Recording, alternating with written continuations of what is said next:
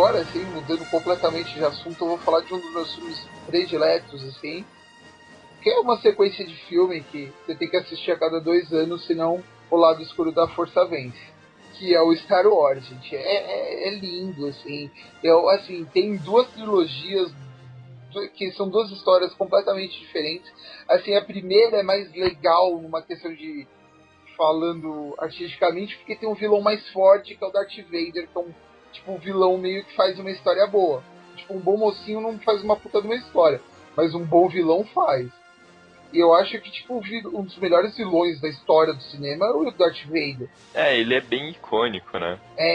Então, eu acho que só por isso já mostra que a primeira trilogia, cinematograficamente falando, é mais relevante. Mas a segunda também é muito legal e pouca gente dá valor pra ela. Que a segunda trouxe, tipo, uma extensão gigante do mundo de um universo de Star Wars. Então, mas você diz segunda, você diz Até dessa mais recente. isso, dessa segunda trilogia que é o Porque, assim, filme na 1, 2 e verdade, a 3. mais recente é o É que aconteceu antes. isso. Mas é ela que abre toda a ideia para você ter o universo expandido do Star Wars. Só que foi feito de uma maneira porca. Eu não acho que foi porca, eu Não, na acho que verdade ele é foi executado de uma forma para vender bastante. isso. É que, tipo, tem os personagens, tipo, todo mundo fala do Jar Jar Binks, mas os Ewoks no primeiro filme são o Jar Jar Binks, velho. Só que, tipo, os anos 80 o pessoal aceitou mais do que o. Mas todo mundo reclama que o Jar Jar Binks foi, tipo, um personagem É pra Jar criança Jar assistir. É os Ewoks, velho. É personagem pra criança ter tipo, pra brincar. Quem está falando? Dos antigos? Os Ewoks. Os bichinhos fofinhos que ajudam eles lá nas luas lá de. Tá fazendo a coragem lá? Que depois fizeram um filme só deles. Não, eu tô falando que é porco porque, por exemplo, o segundo filme da trilogia nova, A Guerra dos Clones. É a Guerra dos Clones? Guerra dos Clones. Eu acho que tinha tanta coisa pra mostrar que eles não mostraram nada. Eu acho que eles se preocuparam em tornar a experiência mais visual e tal, sem, sabe? Mas até as lutas são fracas, não tem nada muito bom ali. É que não tem muita luta também, né? Não nem por isso, porque os antigos não tinha tanta luta. É que eu acho que ele se focou bastante também na transformação do personagem. Do Anakin.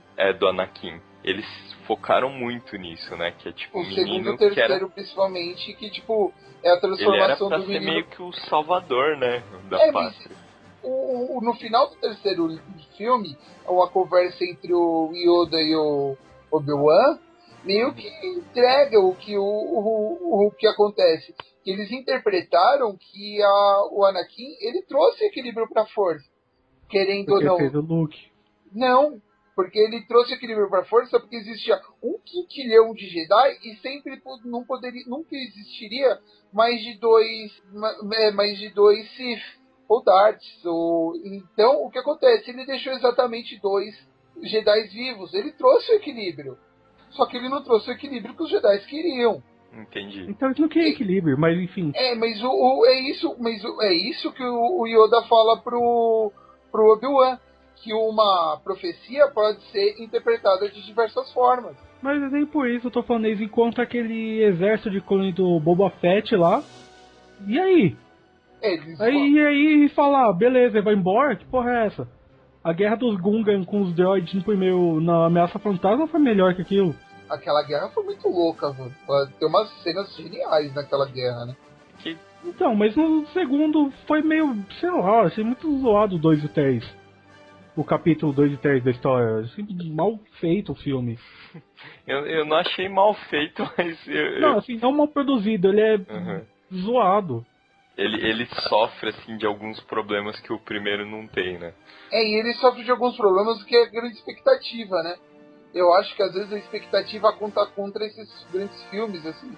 Você tá, você tá ligado numa expectativa gigante e qualquer coisa abaixo dessa gigantesca expectativa que aconteça vai ser decepcionante pra você, porque ele quase nunca vai alcançar a expectativa gigante. É o que todo mundo fala, o terceiro filme da saga do Batman do Nolan não é um bom filme. Ele é um bom filme. Ele não é tão bom quanto os outros 2 primeiros. Você foi ver ele com a expectativa dos 2 primeiros. Ele fez um bom filme, só que não tão bom quanto os outros 2. Mas, ô Gabriel, o mais importante de tudo, assim, o porquê que você gosta tanto da série? De novo, eu tenho uma fixação com esse negócio, tipo, espaço, robô, android, drone. Eu gosto desses negócios, tipo, eu queria viver num futuro desse, que, tipo, pudesse viver numa lua de um planeta específico, sabe? Eu viver no meio do anel de Saturno. Eu acho isso, tipo, muito foda, muito louco, assim. Você gosta, assim, desse lance de imaginar o mundo amanhã? Como que vai ser? Por mais improvável que eu sei que isso que nunca vai acontecer. E o Star Wars traz uma coisa que o Star Trek foi demorar para trazer. Que eles trouxeram essa parte da política também. Tipo, tem o Senado, tem o golpe de Estado. Eles falam de muita coisa foda ali. Tipo, no fundo. Assim, Star Wars, eu poderia ficar falando horas e horas e horas e horas de Star Wars. Porque é muito bom, é muito legal isso tudo. O universo que o George Lucas criou é interessante, né? E tem todas as guerras, tem todo o universo expandido, guerras crônicas. Você tem muita coisa para falar sobre o assunto. Ele tem muita profundidade, né? Tem sociedades, raças. E acho que é um universo tão grande que é difícil de acompanhar. É complicado de acompanhar. Tipo, sempre tem alguma coisa que você não sabe. Mas eu confesso assim que o Star Wars, especificamente falando, não é um filme assim que me atrai muito, mas eu consigo entender o porquê, sabe? As pessoas gostam tanto dele. Na hora que você ia falar do Abutre, eu achei que você ia falar do Donnie Darko, porque é o Jake Gyllenhaal também. É verdade, é ele, cara. Agora que eu lembrei. Mano, o Donnie Darko é um filme que cada vez que eu vejo eu entendo uma coisa, mano. Então, peraí, você quer falar agora de Donnie Darko? Ou... e tá na minha lista. Tá, vamos lá. Donnie Darko. Ele é outro filme que também tá naquele critério, que é, entre aspas, recente, mas parece antigo. Porque ele é de 2000 e pouquinho, e toda a estética dele parece os anos 80. Não só a estética, mas também a seleção de músicas é genial, assim, é muito boa. Tem muita coisa boa. Bunnyman. Eu compraria fácil, assim, um OST, assim, se estivesse barato e acessível. Mas é um filme maluco, assim, com viagem no tempo. E é um daqueles que também entenda que você quer entender. Isso. Então... Mas aí o filme todo é produzido, tipo, partindo em defesa do Donnie Darko. Esse filme ele é todo produzido pensando na interpretação de quem tá vendo. Então... Ele não é um final preguiçoso, sabe? Ele é feito pra isso. Sim, todo final ele meio que vai encaixando vai amarrando todas as pontas, né, que eles deixam soltas. Mas, assim, eu acho que o grande fato, assim, de falar que Donnie Darko é legal é porque, assim, ele é meio obscuro, né? Ele não é algo assim que você fala, tá tudo ali e até o final do filme eu entendi tudo. Não. Tipo, você tem que pegar, assistir de novo, sei lá, procurar em sites especializados em filme, ver o que os outros caras falaram, porque não é um filme que você absorve de primeira não, cara. Eu, pelo menos, eu tive que assistir 2 vezes e aí eu comecei a entender todo o filme. O Donnie Darko é um filme que eu nem gosto de assistir de novo. Eu tenho um sério problema, toda vez que eu vejo o Donnie Darko eu entendo uma coisa diferente. Ele sempre, toda vez que você assistir, ele vai te apresentar alguma coisa nova. A não ser que você tenha assistido ele, tipo, 30 vezes.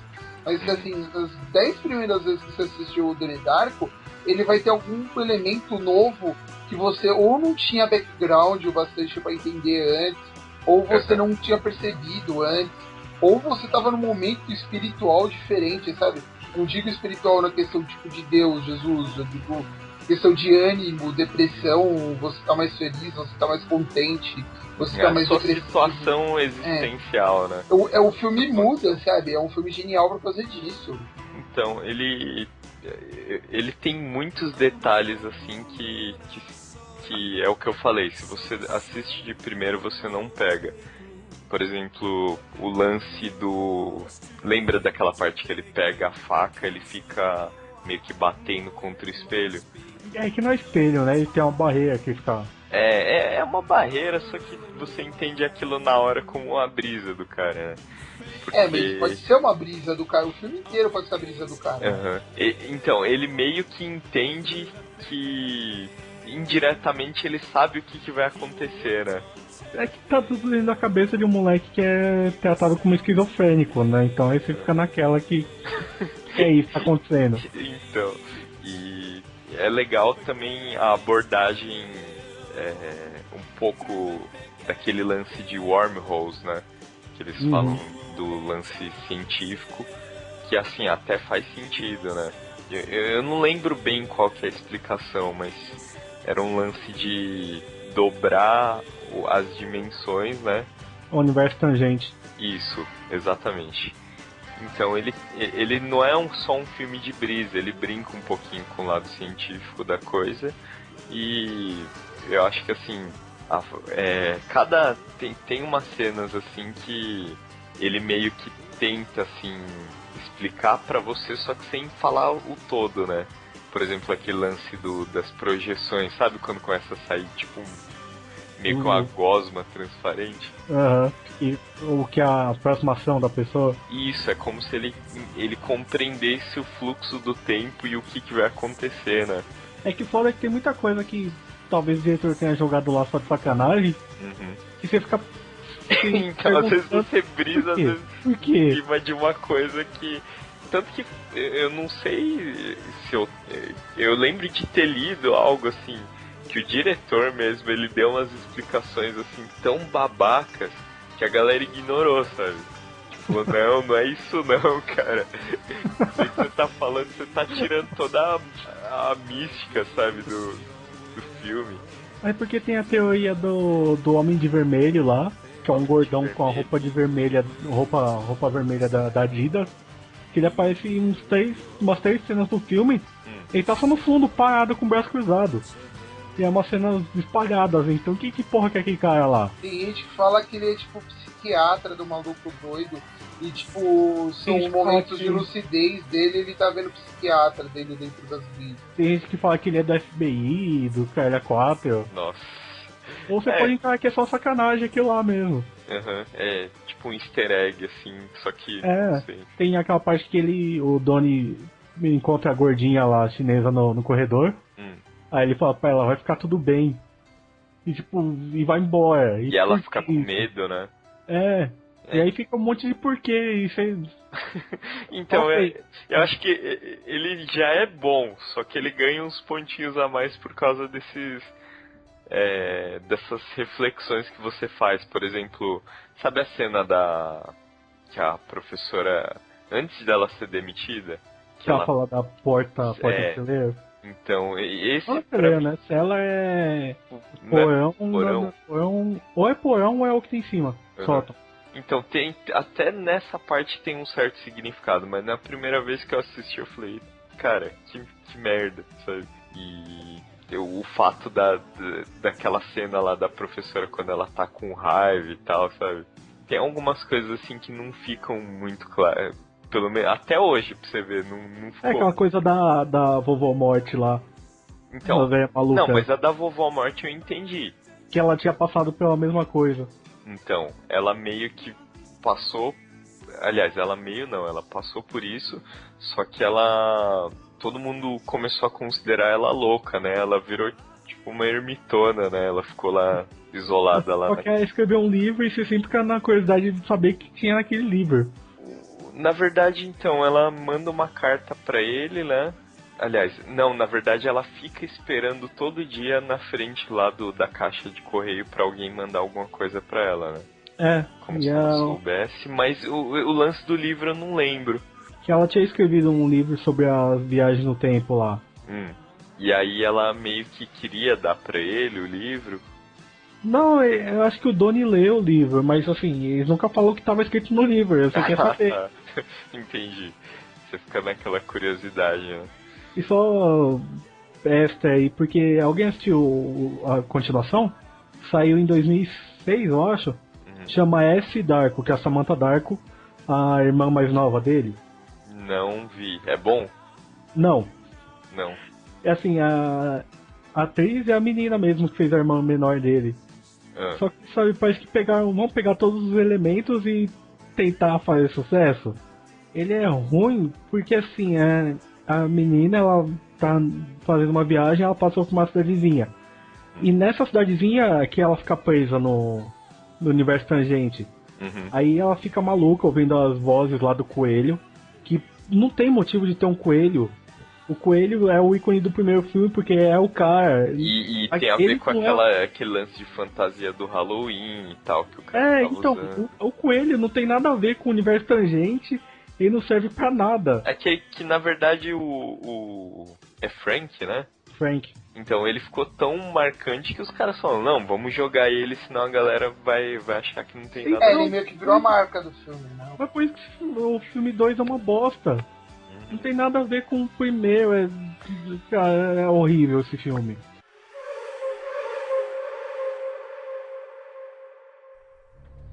Então, meio que já que a gente tá aproveitando e falando de filme brisado, né, eu vou mencionar o Efeito Borboleta, mas já falando de antemão que desconsidere o 2 e o 3. Eu gostei do 3. Eu sabia que tinha o 3. Eu não gostei, cara. Não gostei. Eu gostei do 3. O 3 é aquele dos irmãos, né? Sim. Então, não gostei, cara. A gente já passa pro 3 quando for a hora, mas assim, primeiramente, o primeiro, eu gosto dele, assim, pelo lance da narrativa, né? Ela não é linear. O próprio filme faz com que ele tenha que ficar voltando, né? Em vários pontos do filme. E basicamente assim, a sinopse é um garoto que ele tem um problema, provavelmente algo no cérebro dele que faz ele ter apagões. Então, por exemplo, ele tá brincando com os amigos e aí do nada ele apaga e depois ele acorda quando já aconteceu tudo. E aí ele vai tentar ver esse problema, né, no psicólogo e meio que ele não consegue encontrar uma resposta. E aí depois que ele se forma na faculdade, né, passou um bom tempo. Acho que é durante da faculdade, não é? Que ele vai lá falar com o pai dele e descobre. Não, então, assim, eu tô dando uma resumida mesmo. Ah, tá. Chegando na parte, avançando no tempo, né, ele já tá na faculdade e tal, e ele tá lendo, ele lê por acaso, né, um diário que ele sempre fazia os diários que era uma espécie de terapia para ele tentar melhorar. E aí ele, lembrando daquilo, enquanto ele lembra, ele meio que transporta a consciência dele pra época em que ele teve o apagão e ele preenche essa lacuna vazia de acontecimentos. Então ele pode, por exemplo, se ele mandou ele alguém... pode reescrever a história, né? Exato.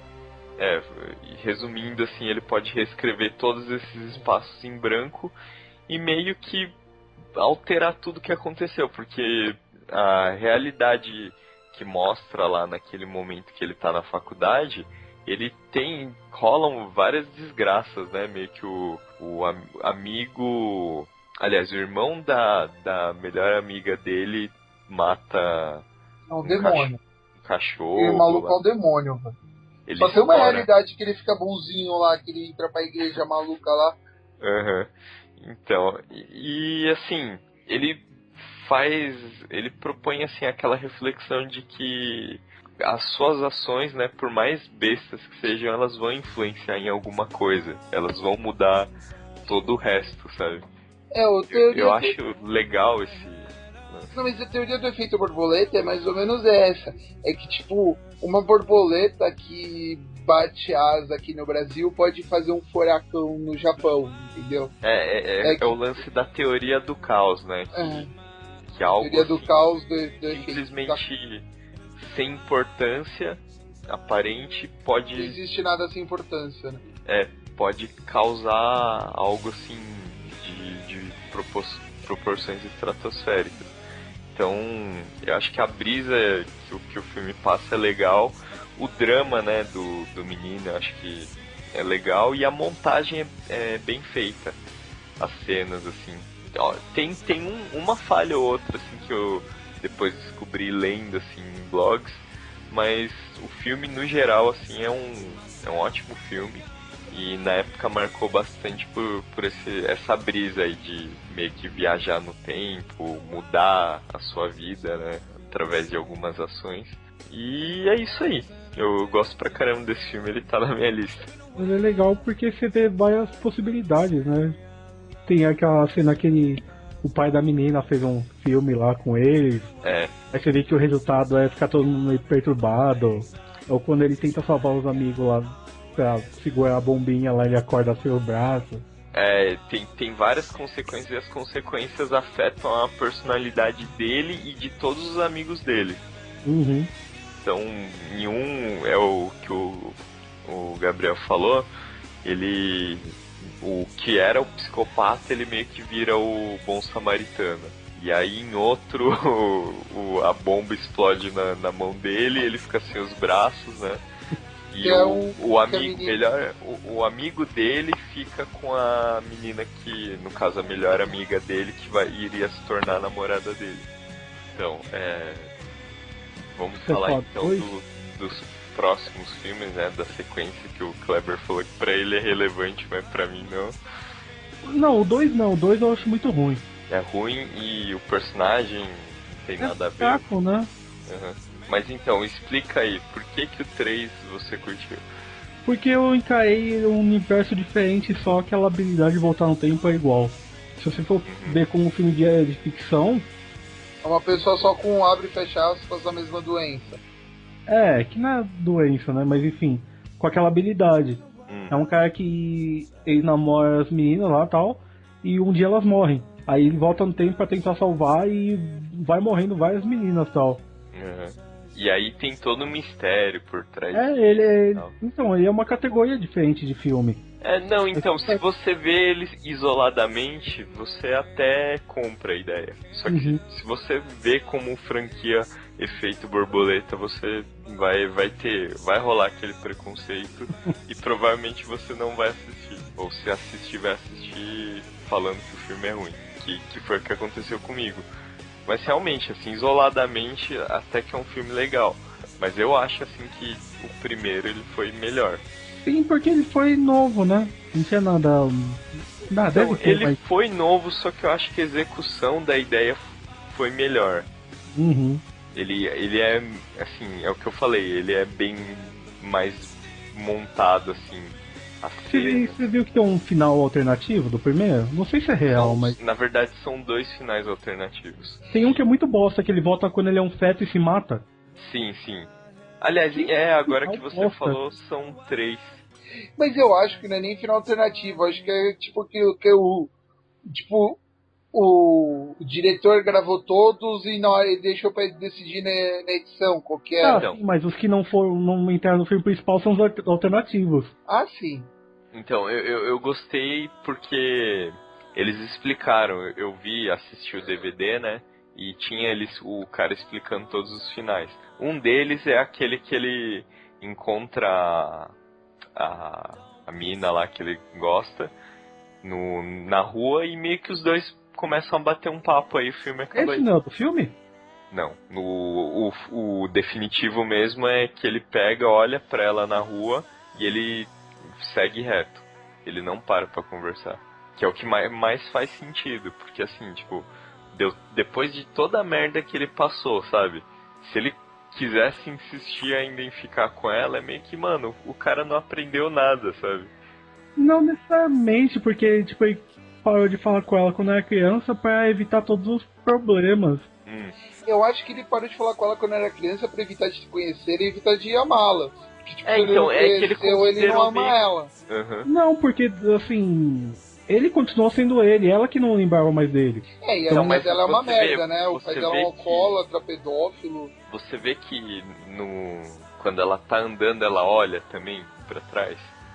Mas daí às vezes é aquela coisa que você acha que você vê uma pessoa que conhece, mas tanto faz, sabe? Só viu Não, tanto que é isso que ela faz. Ela olha, fica um tempo e depois, tipo, segue reto.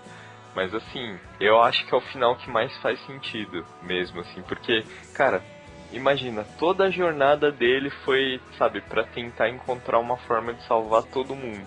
E a única forma que ele descobriu que ela era meio que o vetor, né, de tudo, assim, da merda. Mas em tese ele não salvou ela, ele se salvou, né? Que ela ainda vai ter infância de merda, ela ainda vai não, ter mas então, ela ainda vai ter o irmão maluco. Não. O irmão não sei, mas o... É, que ela não vai escolher ficar assim, com o pai, né? Ela vai ficar com a mãe na temporada É. Isso, exato. Aí os dois, eles meio que são bem tratados pela mãe e o futuro deles é bem melhor, né, que no caso do original. Normal, né? Mas assim, o final do feto lá, o final bosta, porque ele não precisa ter a memória do negócio pra voltar. O que ele fez? Ele assistiu o ultrassom? Que bosta que foi? Então, esse final provavelmente foi cortado exatamente por esses argumentos que você tá falando. Que não faz sentido. Assim, pela história, não pela história, mas se ele morresse ali, não ia ter acontecido nada de ruim, beleza, mas que final bosta pra história. É bosta, trágico e o pior, trágico sem ter nenhum sentido. Se fosse ainda trágico e tivesse sentido. É que, ó, então, é o que você falou. Se o bebê, na hora que ele tá lá, então provavelmente ele teve um apagão já dentro da barriga, né? Então, como que se matou ali? Se enforcou com um cordão umbilical? Ou ele fez igual o Didi, assim, de puxar a boca pra cima e pra baixo? Mano, é algo que, assim, que você fala, ainda bem que os caras tiveram a noção de cortar, porque se eles colocassem, cara, você pode ter certeza que ele não estaria na minha lista.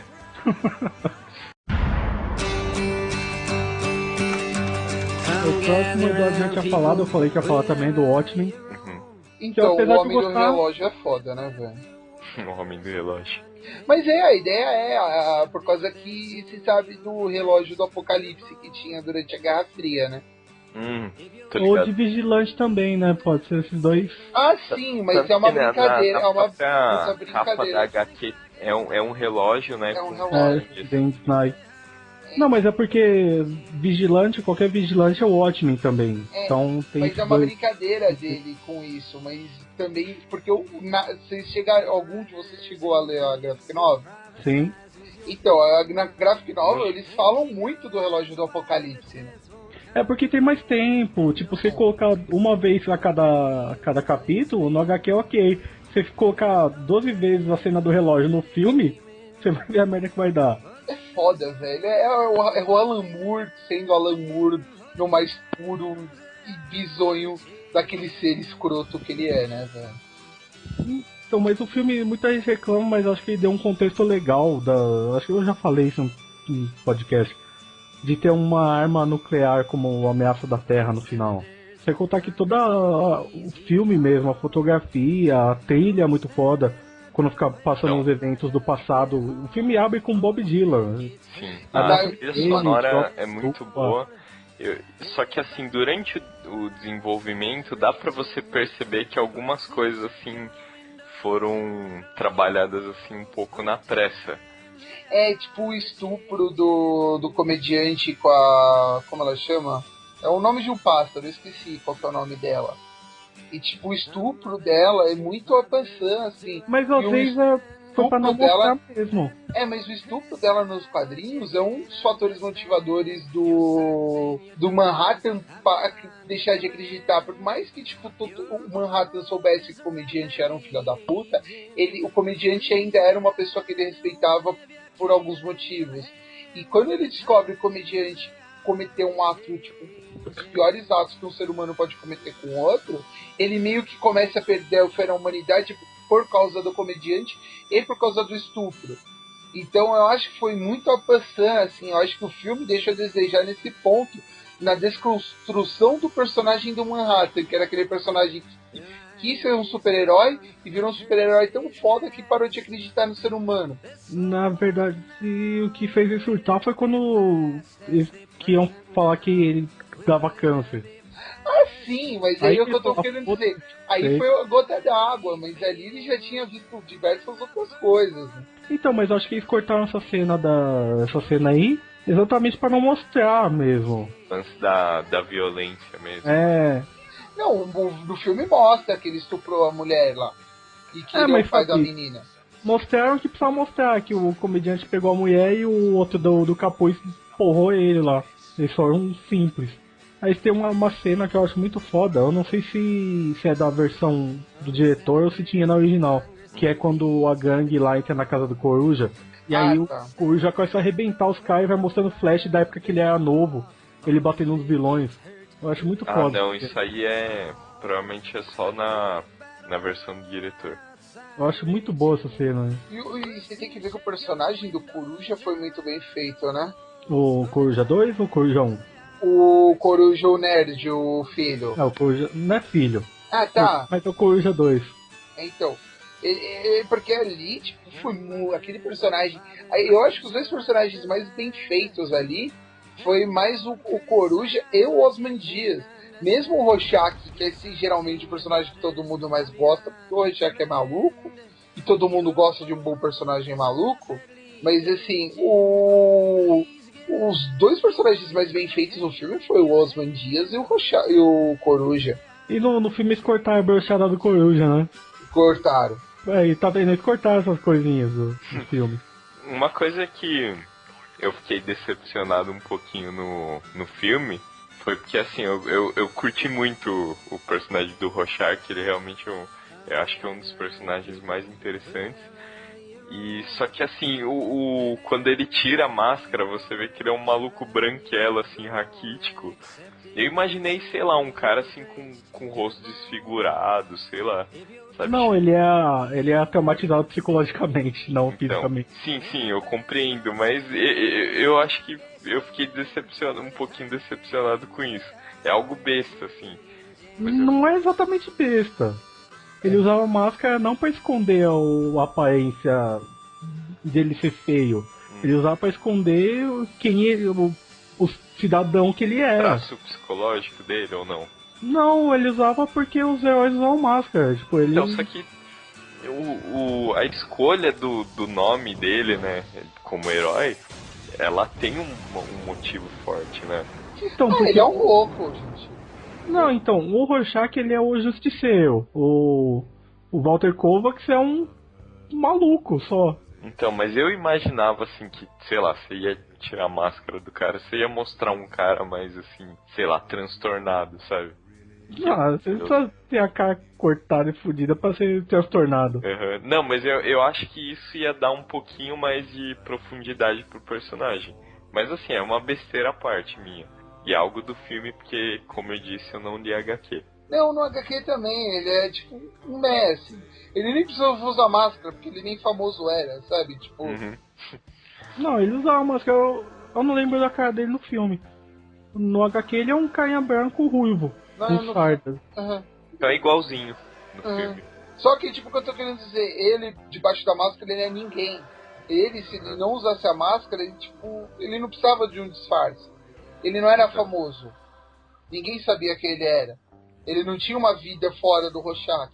Uma vida pública, né, assim. Meio que a galera falando dele. Exatamente porque ele é um maluco. Ele era completamente xarope. Fora, tirando esses pontos aí que vocês disseram, assim, o que vocês acham, assim, da adaptação como um todo, assim? Tipo assim, tem alguma falha muito grande que eles cometeram? Ou vocês acham que todos os pontos principais foram passados? Então, eu acho que tem, assim, algumas falhas, assim. Tipo, eu acho que não precisava ter explorado a fortaleza de Marte caramba, não precisava... não precisava ter explorado a fortaleza de Marte do Manhattan, porque dentro do HQ do Watchmen não tem relevância. Tem onde aparece de novo o Watchmen em outros lugares, onde apareceu o Manhattan em outros lugares, aí vai ter uma relevância a fortaleza dele ter uma fortaleza em Marte. Eu acho que pro filme não acrescentou nada, sabe? Eu acho que o personagem tá pelado também foi completamente desnecessário. Não, mas isso é... Cara, você tá fazendo um filme meio adulto, não tem problema nenhum. Não, é que nem o lance do... Você tava falando de Ghost in the Shell, as minas lá, os peitinhos de fora. Aquilo ali é uma sessão de peitos, né? Mas assim, eu acho que eles exploraram um pouco o personagem do comediante, que é um puta do personagem, né? Eu acho que, assim, por mais que tenham falado do comediante, falou pouco do comediante. Porque, assim, o comediante, ele morre logo no começo da história, mas depois, durante o desenrolar da história, ele tem uma importância enorme pro que acontece em tudo. Até para desenvolvimento do Manhattan como, tipo, pelo que Manhattan é muito da convivência dele com o comediante. Mas você acha que ele foi meio que deixado de lado? Né? Não, eu acho que, tipo, quando fizeram a opção de o que vamos tratar de outras coisas, mas eu acho que, tipo, foi questão de, tipo, não foi um erro, mas eu acho que poderia ter sido falado mais o comediante. Não especificamente do comediante, acho que podia ter aparecido mais, mas eu acho que o que eles deixaram de fora foram detalhes que, assim, pra quem não leu, tá de bom tamanho o filme. Isso é verdade. Eu acho que eles podiam aproveitar agora que tá na onda de fazer seriado de herói, fazer esses diários que eles lançaram aí, diário do Coruja, diário do comediante, faz, sei lá, tipo HBO, faz 6 capítulos, um pra cada um e mata. O do Rorschach é foda, você já leu o do Rorschach? Não, assim, se bem que a história do Watchmen é o diário do Rorschach. Em tese ele que narra toda a história, né? É que realmente você vai fazer adaptação, você tem que cortar algumas coisas, né? Tem que, às vezes, sei lá, incluir alguma cena que não tem mais pra tornar a experiência um pouco mais visual. Só que, assim, eu acho que olhando, assim, pra quem nunca, sabe, acompanhou nada dos personagens, da história, da obra. Eu, por exemplo, eu vi o comercial lá, Watchmen, eu vi os caras lá tudo vestido de super-herói, eu falei, caramba, deve ser um filme tão sem graça. Puta, eu também, eu vi o trailer, eu vi o Coruja, que é um protótipo de Batman. Uhum. Eu falei, puta, que bosta aqui esse filme. Aí quando eu assisti, explodiu minha cabeça, eu falei, caralho. Então, e assim, eu acho que é algo que foi porque eles respeitaram muito o original, e o original ele tem um design datado. E é de propósito. Não, então, é algo que eu não aponto como negativo, mas que provavelmente desanimou muita gente que ia assistir e ia gostar. É porque o do HQ se passa mais ou menos na década de 80 ali. Então eles tinham que estar daquele jeito.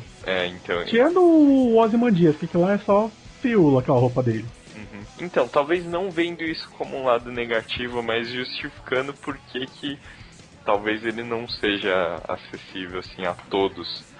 Sempre tem um que vai olhar e vai falar, deve ser uma história de super-herói sem graça e não vou assistir. Foi mais ou menos o que aconteceu comigo. Eu precisei de indicação pra pegar e falar, é foda mesmo, vou assistir.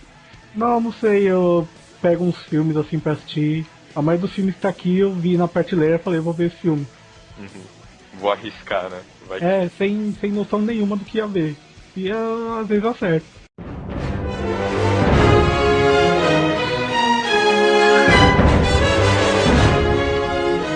E falando no último da minha lista, eu queria falar dos filmes de Star Trek, que tipo, são muito bons, todos. Todos os filmes de Star Trek são muito legais. Tipo, tem o do Khan, né? Que o Khan já tinha aparecido. É que assim, o problema do filme do Khan, principalmente do filme que aparece o Khan, você teria falando de visual ruim. Mas assim, é que tipo, o filme você tinha que ter o background do seriado, porque o Khan já tinha tido 2 capítulos pra eles no seriado.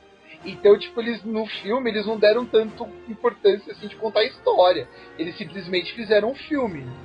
Então, mas isso você tá falando desse último que saiu? Não, dos originais. Do original.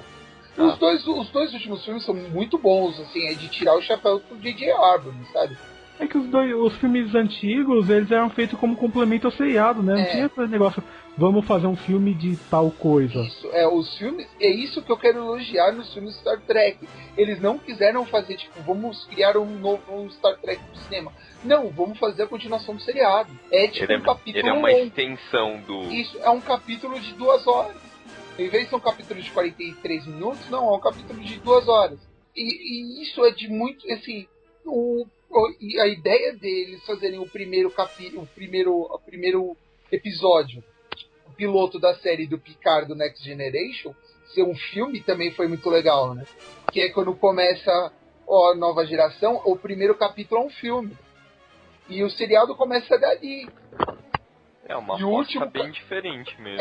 E o último capítulo da série original, que é A Procura de Spock, não era para ter um filme A Procura de Spock, ele foi criado bem depois da ideia, mas o primeiro filme, que seria o filme do Khan, a saga do Khan, ele, ali era para ser o último capítulo da série original. Era para ser no cinema. Você ia assistir o último capítulo da série original no cinema, que era a aposentadoria do Kirk. Que o filme, o seriado é a narração do Kirk das aventuras dele como capitão de uma nave estelar. Eu nunca entendi a data do Kirk. Mas tem gente que fez uns cálculos malucos e entendeu, mas é que nem babaca que fala Klingon, sabe? Pra que isso? Sabe? Pra mim é só número aleatório aqui. Eu também acho que mas tem uns caras que falam que tem lógica toda a numeração. Eu não sei. E sabe, esses cálculos malucos? Pra mim não tem razão. Eu acho que ele só não quis datar, sabe? Ele quis mostrar, eles estão num futuro distante. Quando? Distante, sabe? E você vê que tem muita coisa, nos filmes do Star Trek geniais. Que, tem um filme de Star Trek que o Roddenberry faz uma crítica para os Estados Unidos, na posição dos Estados Unidos na Guerra Civil, na posição da Guerra Fria. Um cara famosérrimo criticando os Estados Unidos na Guerra Fria, durante a Guerra Fria. Não foi depois da Guerra Fria que ele foi criticar os Estados Unidos, que é a briga entre a Federação e o Império Romulano. É uma crítica à Guerra Fria. Então, e ele critica o lado dos Estados Unidos também. Eu acho, muito foda isso.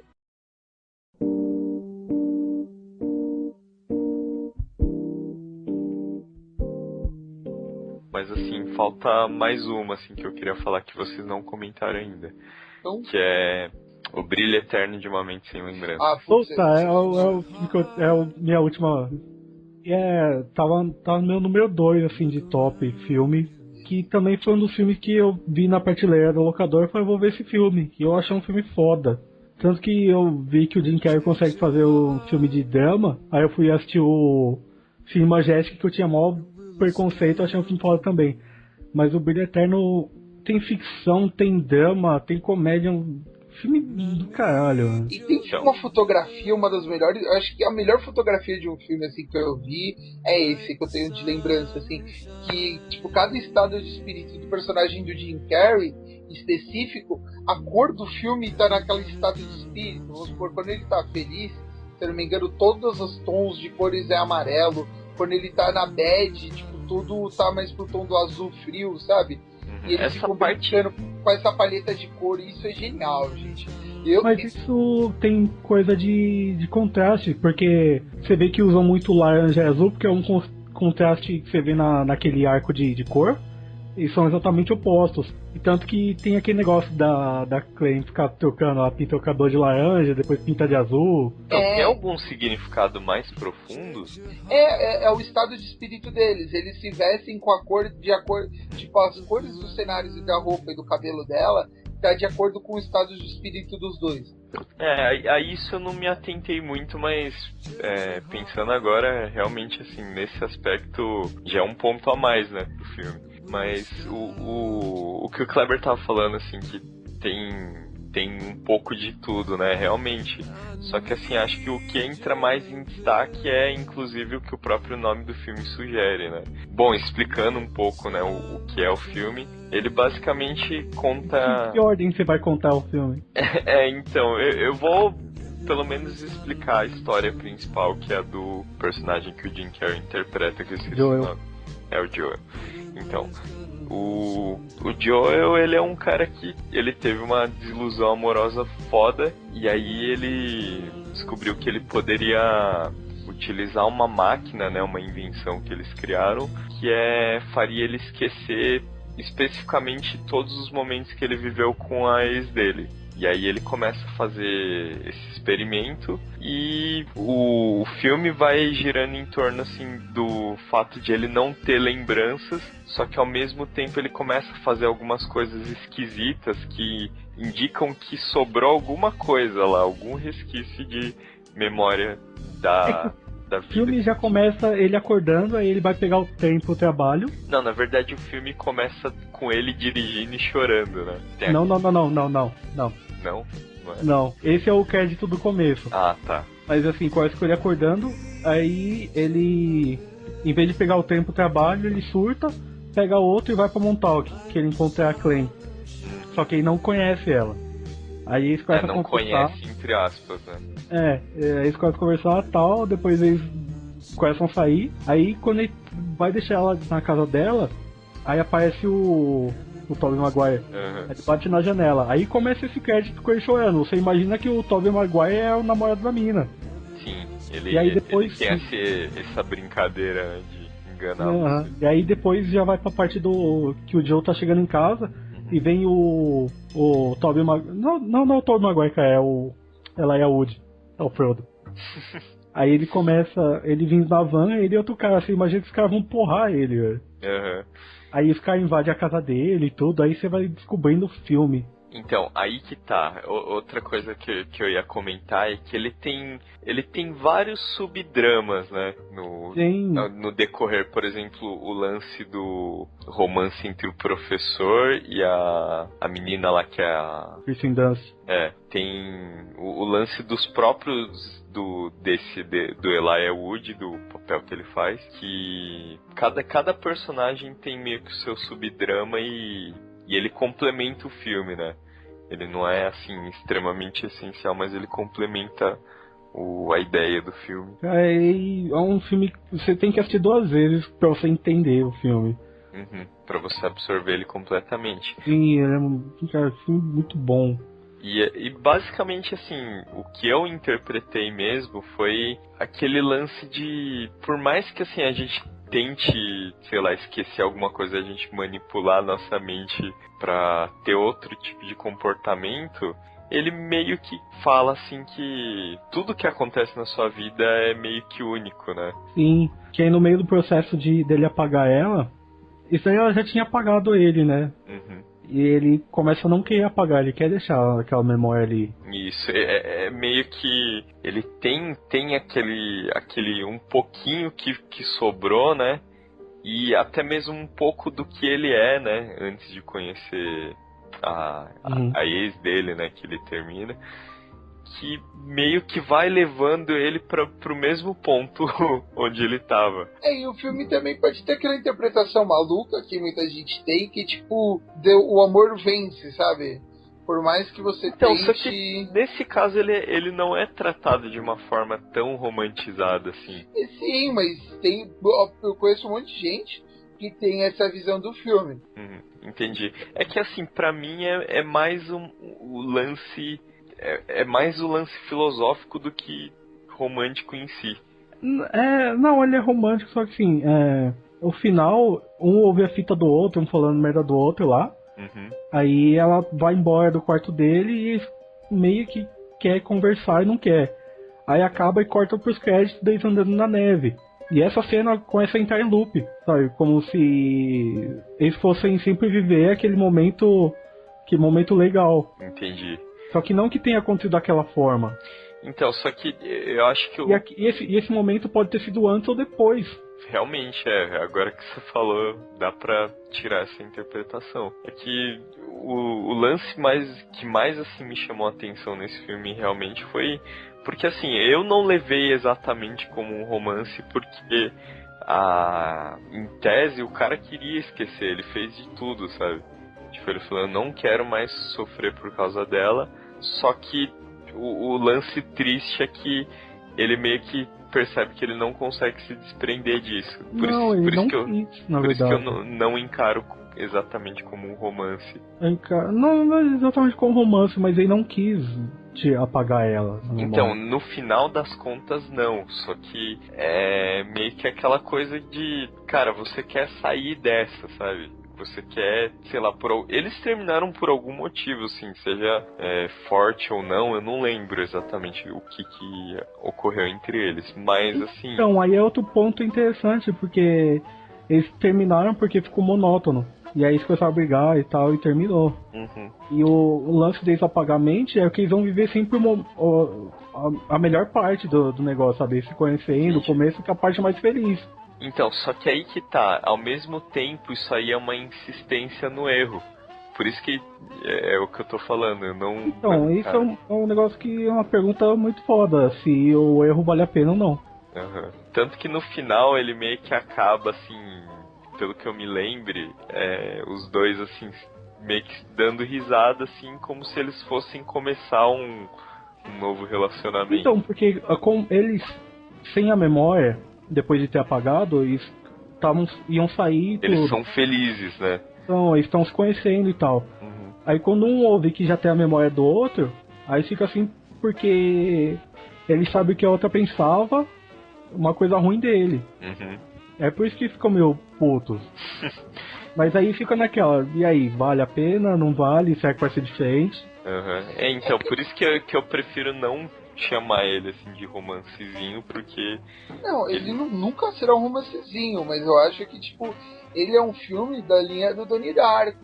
Eu acho que você vai ver ele em diferentes momentos da sua vida, você vai ver ele de diferente ponto. Dependendo do estado de espírito, a emoção, o momento que você estiver vivendo da sua vida, você vai ter... Citando um filme foda aí, o Clube da Luta. O Clube da Luta... Conheceu, não, a última frase, me conheceu num momento diferente da minha vida. E o Clube Cara, da Luta pode ser isso agora eu quero falar sobre ele também. Não, mas assim, sabe, são filmes que, tipo, o filme em si inteiro, ele é uma ideia, ele te reflete. É uma visão maluca que eu tenho, né? Um filme, é um reflexo de você mesmo. Então, a cada momento da sua vida, você vai interpretar o filme de um jeito diferente. Foi o filme que mudou ou foi você que mudou? Tem esse lance mesmo que... Inclusive, assim, por exemplo, filmes que você assistiu antes, você às vezes não vê mais graça porque não faz sentido no contexto que você tá vivendo, né? Uhum.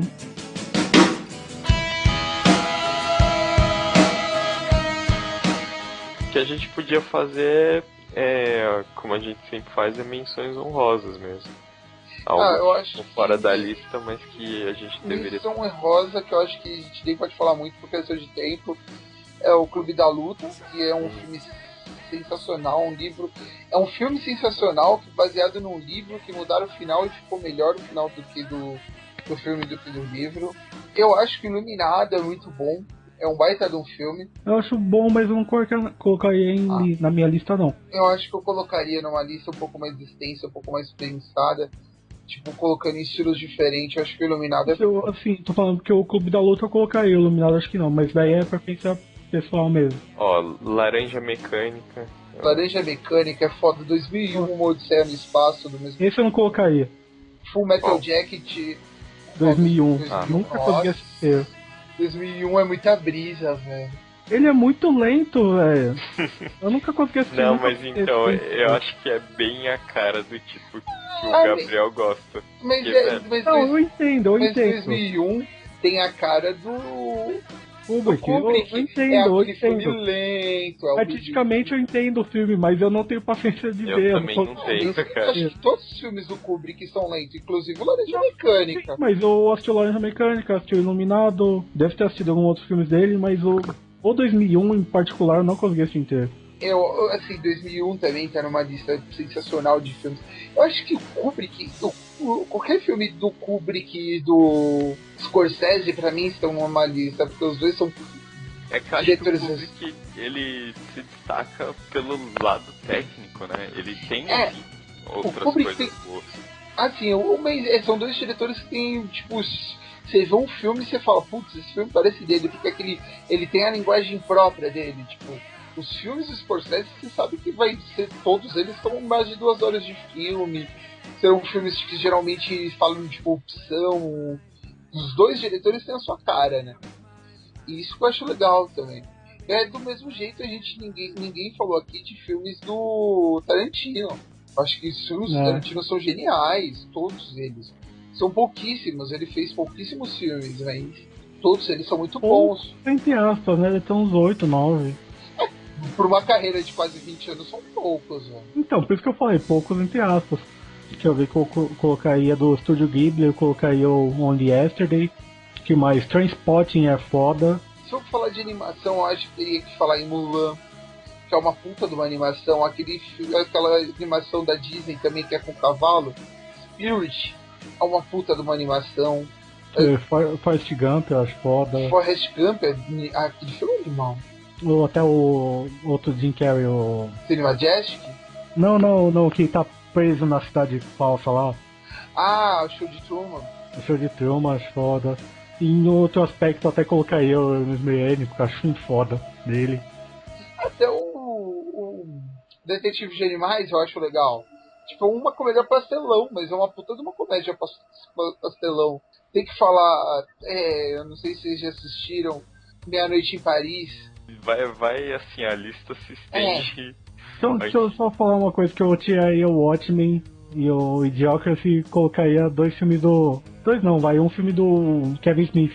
Ou o Clerks, ou o Chasing Amy. Não conheço nenhum dos dois. Devia ter falado do Procurando Amy. Procurando Amy é foda pra caralho. É melhor assim que você falou? Não, mas se bobear tá no 3 ali. Porque 1 e 2 tá Tenenbaums e o Brilho Eterno. Tem o número 23 do Jim Carrey também, que é um filme que pouca gente dá valor, mas não gostei, cara. Esse aí eu não gostei. É legal, eu gosto dessas teorias da conspiração maluca, assim, sabe? Não pra ser levado a sério, mas... Então, se você não levar a sério o lance mesmo, a ideia do filme, até que é legal. Mas eu não considero, assim, tá longe de ser o meu favorito. Então, galera, ninguém mais tem alguma coisa pra falar? Não mais, pra não continuar. Na verdade a lista se estende ao infinito, mas provavelmente algum dia a gente vai fazer uma segunda parte. O verso é repetido 44 vezes.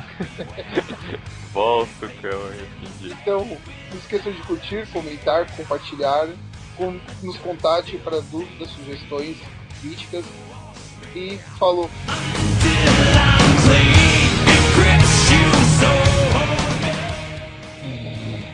Pode falar. Então, o porco roncou isso, viu? É melhor você... Tira ele aí da conversa. Não, deixa, vamos jogar coisa no subconsciente dele.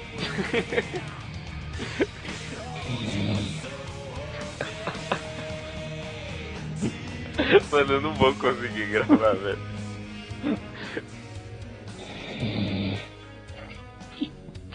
Foda que vocês ficam em silêncio pra ouvir o ronco do maluco. Ele vai ouvir isso depois. Então vai, continua o inferno. Ou quica ele, ou tipo, continua. É melhor quicar, Clever. Eu quicar ele, vai. I'll tell the open